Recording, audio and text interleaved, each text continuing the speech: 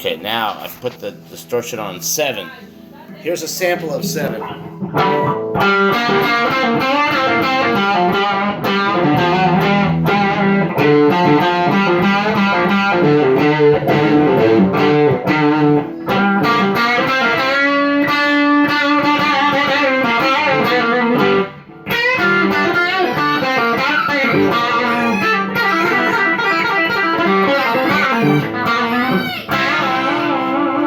That's just that's on number 7 on the distortion. All